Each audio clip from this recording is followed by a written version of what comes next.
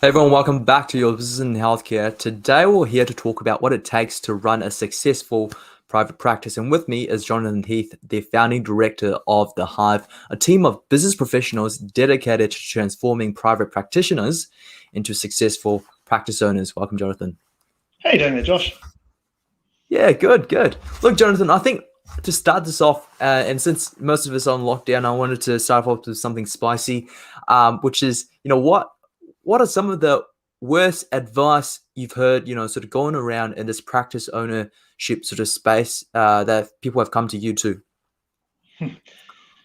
One of the things that a lot of people think about when they're, thinking about starting private practice Yeah, is, and I know this is maybe a little bit contrary, but you have to be on social media, or you have to do all of this stuff on Facebook or on Instagram.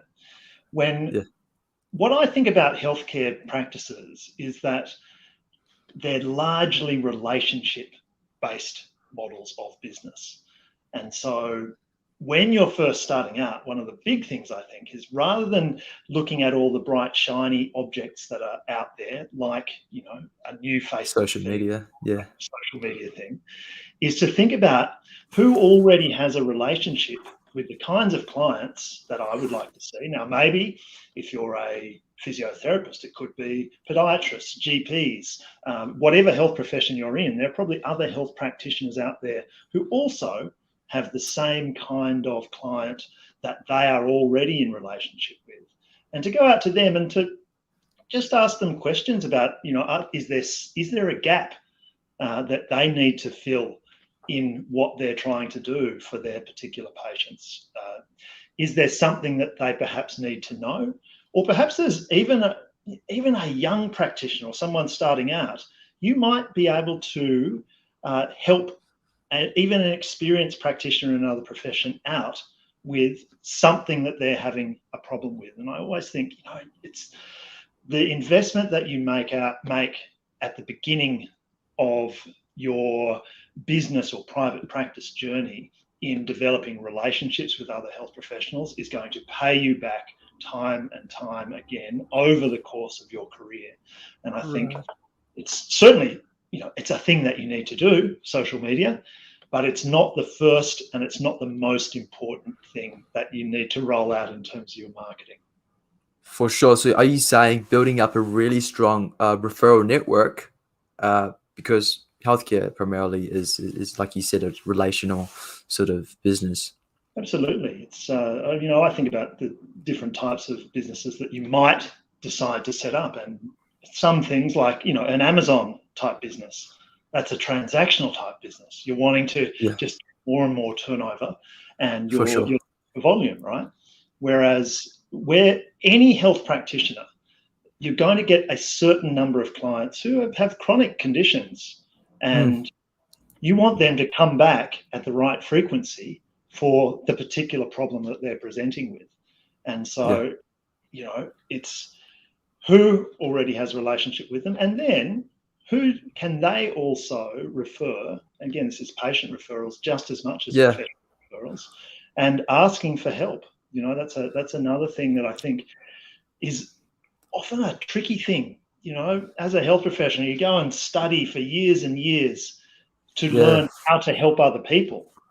And sometimes it doesn't quite come naturally for you to go, oh, you know what? I need help here. I want to put my hand up because I need help. And then just asking for help, particularly if you're starting out and you say to your patients, look, I wonder if you'd be able to help me. Um, the way that business works nowadays is word of mouth, and word of mouth has moved to the internet. I wonder if you'd mind. I know if you've had a great experience with us here today, just letting us know in either giving us a rating or writing something about the experience, whether yeah. that's that we've got great parking or whether it was a nice reception room. I know there are some things, particularly if you're asking for so-called testimonials, that there are certain regulations, particularly here in Australia, Mm, APRA regulations about reviewing the specific problem and being healed or anything like that, but just to review the whole experience, to the other things that are part of the patient experience, not the actual treatment, is a great thing that your patients could help you with too. So ask for help. Don't be too proud. I know you're a problem solver already for your patients, but you're also running this thing called a business, which is the way that you actually help other people. And so it goes around. If you can, for sure. And I think that over communication of, could I get a review or whatever, that doesn't really come natural to us because we sort of assume that if we do a good job, they're going to leave us a review, or you know what I mean? Yeah. And it's like you wouldn't expect your patient to know exactly what to do as part of their treatment plan. In the same way, you need to educate them about how they can help you with reviews or, what to expect. And so whether it's part of the treatment plan or whether it's helping them to review and let other people know, there's a bit of education that's required on your part as a practitioner. So both you're an educator as a practitioner and an educator as a business owner as well. For sure. And I think moving on to that, I think one of the toughest things as a practice owner, or so I've heard, is managing employees, keeping them motivated, and you as the educator for your employees and as a leader for the practice, what do you think are the most common sort of bottlenecks that's holding these practice owners back in terms of leading their team? Well, I think if we step back a bit and think about how does any practitioner actually arrive in the practice to start off with, and why have they shown up? And so if we go back, perhaps they've seen an ad on Seek or on your website, or you sent out an email to a group of associates who've then forwarded, oh, look, there's this job available. This is where it actually starts, believe it or not. And that ad that you put out, the way that you present the job, in my mind, I'm a big proponent of the importance of having a values or a purpose-driven business. And so when it starts out, what you need to do is to try and attract people who at least have an affinity for what you've stated as your practice purpose and what you've stated as, look, these are the values that are going to underlie or prop up the way that we show up as a team in our practice. And so if it starts right back there at the recruitment process, you're trying to attract practitioners who buy in to a philosophy of treatment or a general feeling of purpose for why you're actually doing this in the first place. Right. And I'm sure you've seen practice. Sorry, I was going to say, I'm sure you've seen practice owners who hasn't done that. And what are the consequences of not, having your values and your purpose laid out to attract practitioners into your practice? It's kind of like, have you ever been a rower, Josh? Looks like No, but my school was really big at rowing. When you're in a rowing team, you've got a group of people who all have to be doing the same thing at the same time, so that they can go in a particular direction. And that's actually really important. In the same way, a practice team needs to be I don't know, it's a bit of a cliche, but rowing in the same direction. And so if you haven't got that, what you risk is that when someone is coming in for a treatment, the outcome is that they may be getting a completely different experience from when they see practitioner A to when they see practitioner B. And the ideal business gives the patient a consistent experience so that they know when I come to practice A, I am going to get this particular experience, so that I know whoever I see, whether it's the principal or whether it's the someone who's a first year, that I'm going to get a very similar and consistent experience when I go to that practice.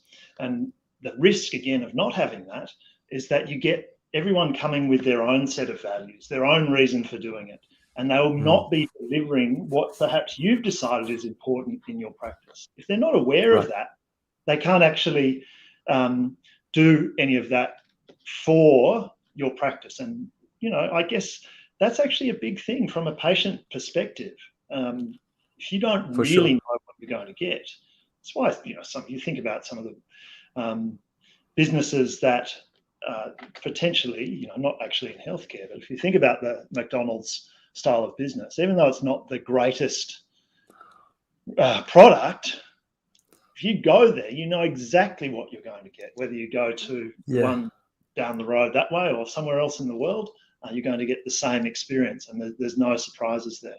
And I think if you can then, in a healthcare practice, map up a really awesome patient experience, and then have everybody delivering that consistency, then that makes it really good for the patient. It also makes it really good for the team because they can rely on each other.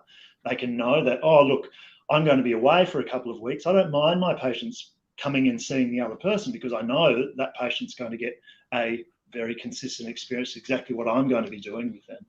And so again, if I think about, what are the three things that you need to think about for any decision? Put your decision-making filters on, and you need to ask yourself, is what I'm about to do going to be good for the patient? And I think all practitioners get that right. Then they ask, okay, is what I'm going to do going to be good for the rest of the team members? And then finally, is it actually going to be good for the business? So whatever decision you're making that has an effect on something that's being rolled out from a business point of view that is going to have an effect on the patient experience, put it through those three filters. Is it good for the patient? Is it good for the team members? And is it good for the business? And I think if you can answer yes to those three questions, then it's going to be a really good decision-making framework for you to assess any particular opportunities that come up for you down the track in the business. For sure. Wow. That's a really powerful framework. Now, because I know that, some practitioners have sort of expressed the fact that it's different to motivate clinical staff versus non-clinical staff because of their nature of work. They're dealing with different stresses. So what are some of the differences there? How do you build up a culture that provides a foundation for a thriving practice? You're absolutely right. I think some people, particularly we work with people who, you look at their team members and they've got practitioner A and B, and they've been there for 10 years. And then over the last 10 years, they've just had this revolving door of support team members coming through. So I think it starts with, again, what we said before, purpose and values. One of the things that I like to get people to do is to, whenever a new team member, and particularly if the team changes, the makeup of the team changes, is to go back and do what I would call a team alignment, where you would check in on all of those things, because there's nothing worse than, I don't know if you've ever worked in a corporate, but I imagine that some of your listeners will have worked in a corporate where they go, yep, yeah, we've got our values here and our purpose, and you might say, well, what are they? And they go, oh, got the posters up. And yeah, I know. So I don't know what they are. We've written them down somewhere. But that's not good enough, right? And particularly, there's an opportunity as a smaller type business owner to keep refreshing those and to get everybody on the team to have their own input into them, so that they feel that they have ownership of all of that. And I think for support team members, it's equally as important. So the way that you would do that is that you would have a chat about, maybe do a values exercise, do a purpose finding exercise. I mean, we do that with our clients, and that might, I know it sounds like a bit of an investment. One of the things that you suddenly realise is, what we need to do is actually take the team out, shut the doors for half a day, which is expensive, right? Because you're still paying wages and all of that. But I think over time, and what we see with all of our clients, is that is a exceptionally good long-term investment in your team, because they will start to really understand why you're doing things. And what that does is, it, even in just small ways, affects the way that they then interact with patients. It affects the micro decisions that they make on an hour-by-hour basis as they go through the general work of the practice. And I think one of the best tactics to use to make sure that all of that is embedded is to regularly book in one-to-one meetings. And I think, you know, if you've got a bigger practice and potentially you might also have a practice manager, you know, sometimes they can take on the role of almost like being a coach for the other support team members. If it's a smaller practice where, you know, maybe it's just you and a support person and maybe one other practitioner, then again, as the principal, that would be your job to run one-to-ones. Now, I don't think the cadence matters. Like, there's probably no exact recipe for the cadence that you need to have those one-to-ones on. But I think what I've seen work with a lot of our clients is maybe 6 weekly-ish. Whatever it is, though, it just needs to be regular. And you need to check in on how things going. If you have some, and I know we're going to talk about metrics later on, but if you have some ideas about where they, things they should be approaching in terms of metrics, to have a look at those, to talk about, is there something that we can help you with your own professional development? And again, not just practitioners, right? Support team as well, because there might be something that they're interested in. And again, not everybody's motivated by exactly the same thing. I think sometimes coming straight out of uni, and you might be thinking, oh yeah, I've been so tight on money for so long that the biggest thing is my first job that I want is to negotiate the salary. But again, just remember, get the percentage. Get the percentage. Oh, I want 55, 60, 80. But that is not necessarily what everybody is motivated by. If you think about, I like to talk about these things as motivational currencies. And a currency doesn't necessarily, it's not necessarily money.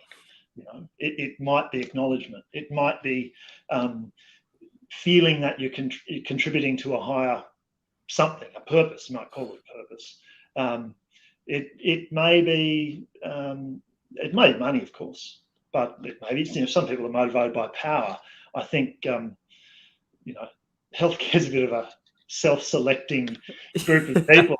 And I'm sure that you'll find lots more people who are interested in politics motivated by power than people in healthcare. But again, there's all these different motivations, and it's up to you as a business owner to understand your team members, have those check-ins with them on the regular basis, and work out what's actually happening with them. And then at the same time, one of the questions that I like to put in our regular check-ins is there a way that you've shown up over the last period since we last met that is just a really good example of acting in accordance with our practice values? How has that shown up? How have our values shown up in the way that you've been showing up over the last 6 weeks or 2 months or 1 month or whatever the period is since we last checked in? And it's a great way of making sure that the purpose and the values are actually embedded in the culture of what actually happens in the practice.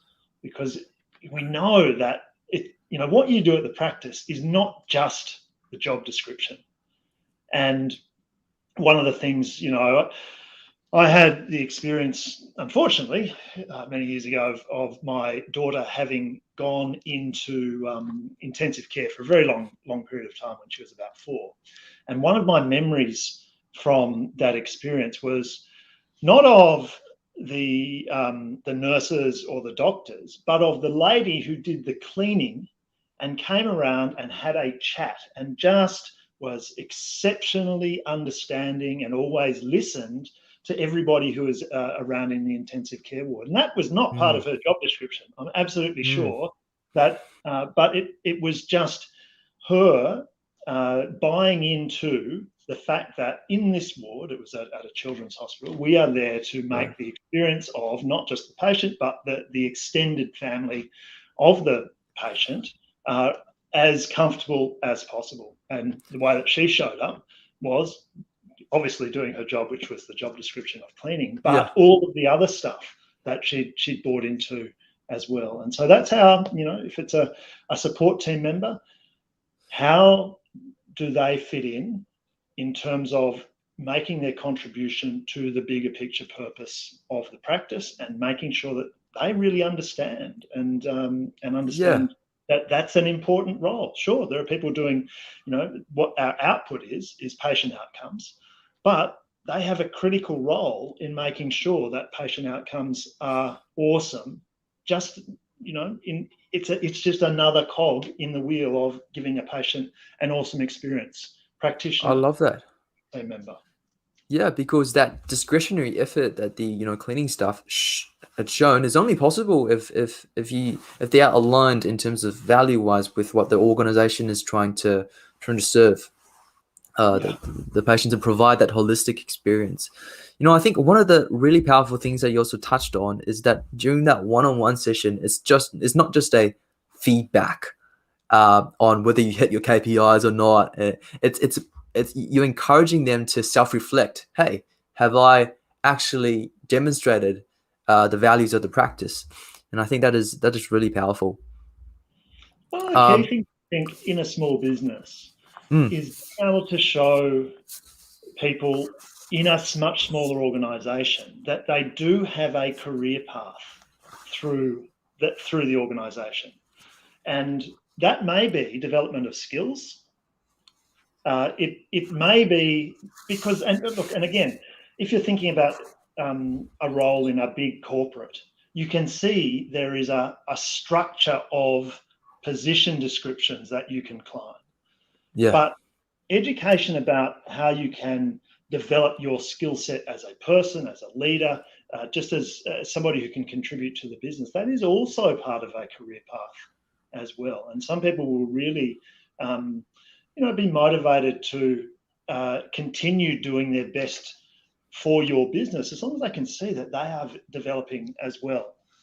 So it's not just about climbing the career ladder, and I think that's particularly relevant for a support team member to be able to see that, look, these guys really care about me, and they listen to what my bigger picture goals are as well. Yeah. I often think, that's the role of a coach, right? A coach is there to help you realize your potential. I mean, that's essentially what it is. And whether it's a coach as a leader of the business, whether it's a coach like a business coach, whether it's a coach like a sporting coach, it's the coach's job to somehow help that person realize their potential by moving any of the interferences that come up, whether it might be a lack of knowledge, whether it might be a lack of skills, whether it might be, some kind of headspace challenges that they're having. But again, I think that's such an awesome skill to be able to develop as a practice owner, business leader, is the skill of coaching. For sure, helping your staff lift their line of sight and to see where they're progressing and to realize the potential. That's really powerful. And I think, look, I just want to sort of pivot to the metrics here, because at the end of the day, a practice is a business, and business is a numbers game. And oftentimes in healthcare, we say that we are data rich, but we're insight poor. And you see a lot of these different SaaS softwares pop up that integrates into your PMS, so practice management software. But what metrics should we be looking at? There's so many different numbers to look at. What should we be focusing on as a business owner?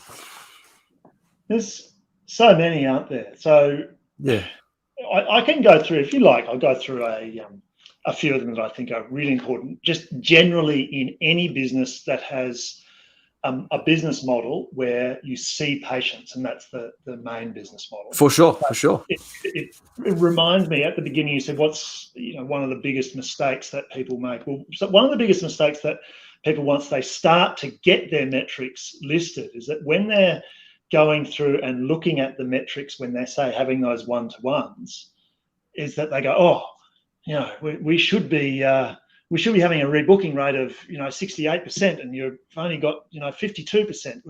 What's happening there? Yeah. Whereas what the the idea of having a set of metrics is to give you good feedback so that you can then make a better quality decision about what to do next.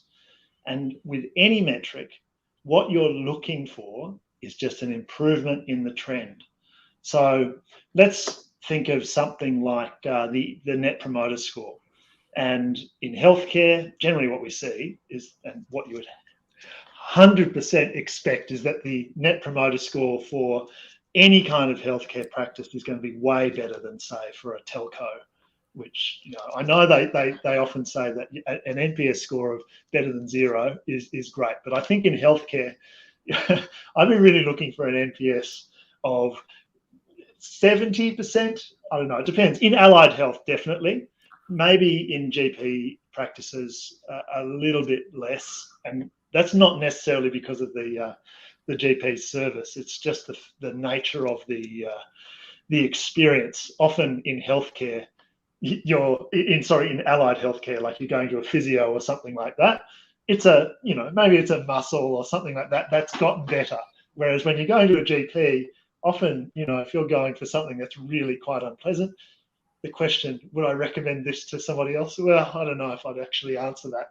But again, it's all got to be in context, right? So that's the thing. Watch the trends, look for an improvement, and look for the reason why.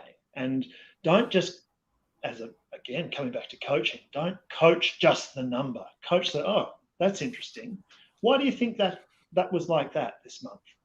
Okay, let's have a look at the trend. Why do you think there was a dip? Oh, okay. So now we can find out that there was actually a reason for that. And so as a practice owner, there's a few different types of metrics. And generally you would look, I think someone like Jim Collins would talk about lead measures and lag measures, but things that tell you where you've been and things that hopefully help you predict where you're going to be going.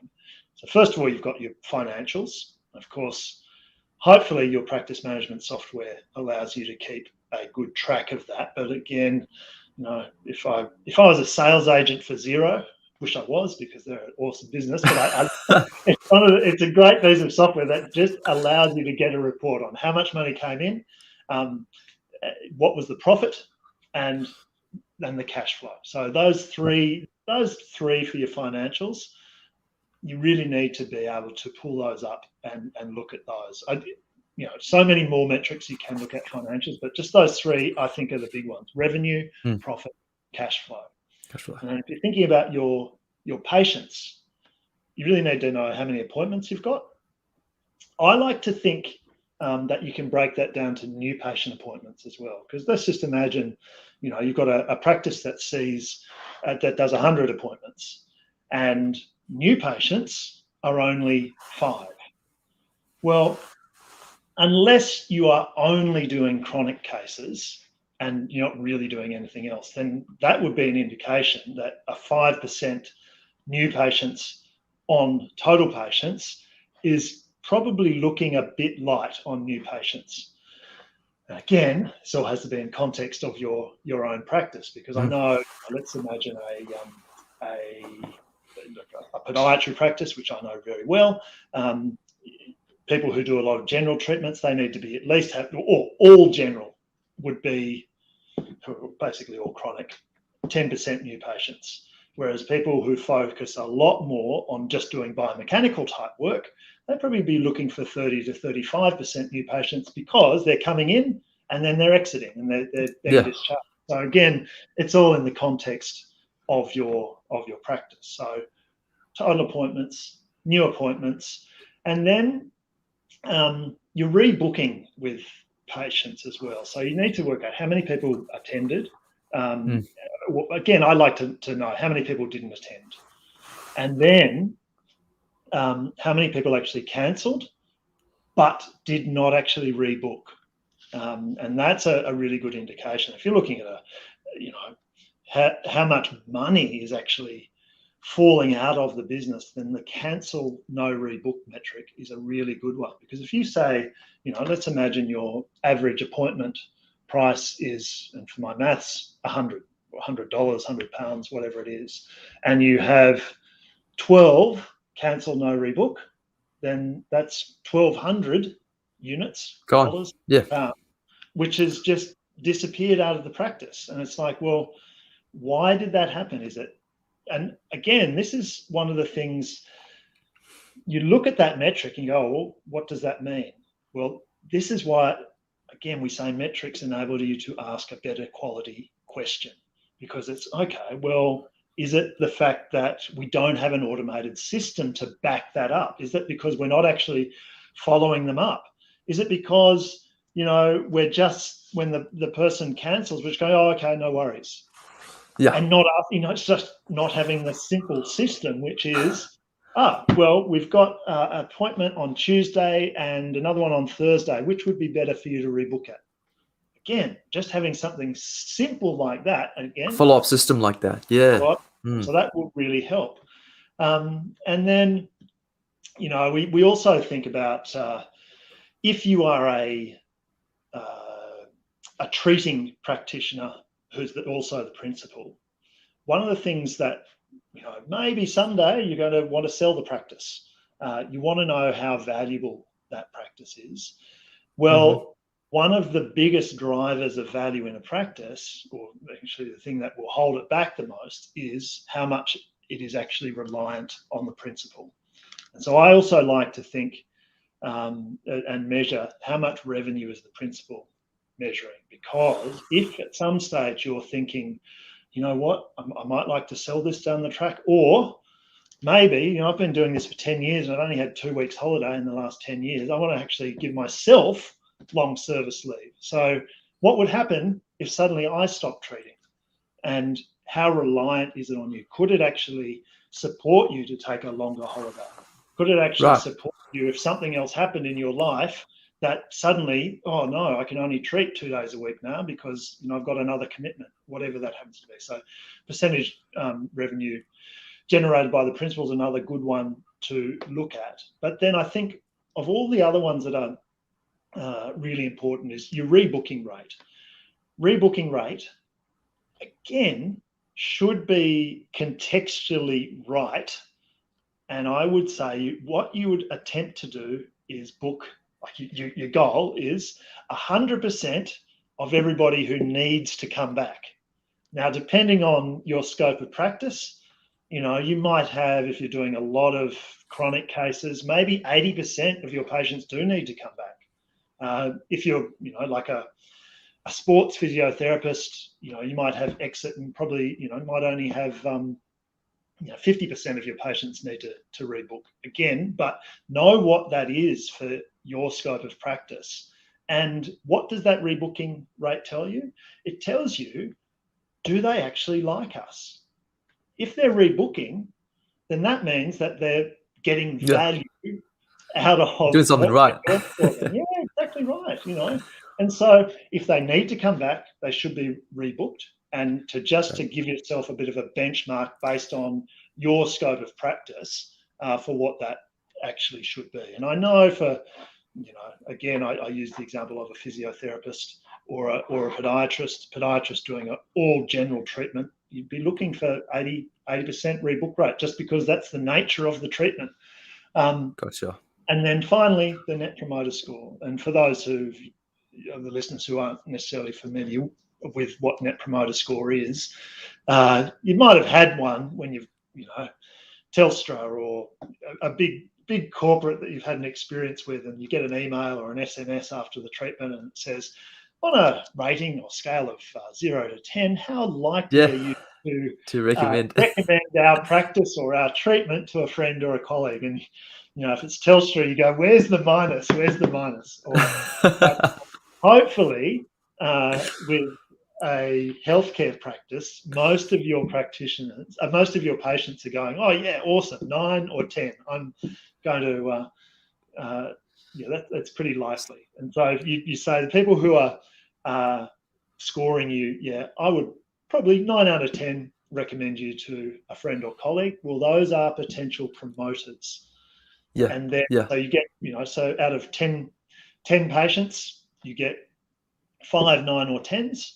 and then let's just say you get another 3 people who score you 7, 8, or 9. They're probably not going to do anything really. They're not going to promote you. They're probably not going to say anything bad about you. But if they score from 0 through to 6, they're likely a detractor. And so that gives you some good information as well. You go, oh gosh, what happened? What did we do wrong? Do we have a follow-up system in place, either email or even maybe that's just a red flag to say, oh, let's pick up the phone and just say, look, we're really trying to do better here. How can we do that?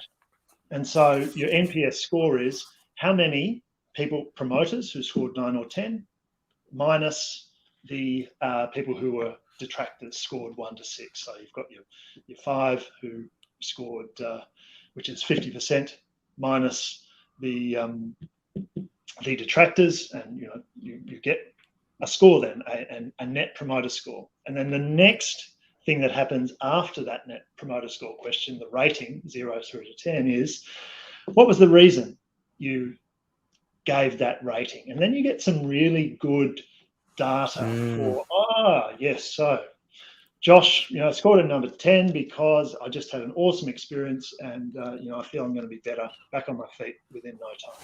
And gotcha. Or Jono really had bad breath, and and so it just gives you some data, right, to make some better quality decisions. So NPS fantastic. And so, I mean, Jonathon, I'm imagining people are like, Jonathon, I'm excited, I'm pumped up, and I'm ready to, take it to the next level, but I'm not sure how to. I'm not sure how to actually, extract these meaningful interpretations from these data. And if they want to work with the Hive, how can they get in touch? And what does the Hive, does a program look like briefly? So we do 2 things, Josh. And I think this depends on where you're at in your business journey. Because I think when you're first starting out, what do you need? You need, I guess, more education and awareness about and knowledge. And so we have at stage 1 a learning management system. We call it our Optimus program.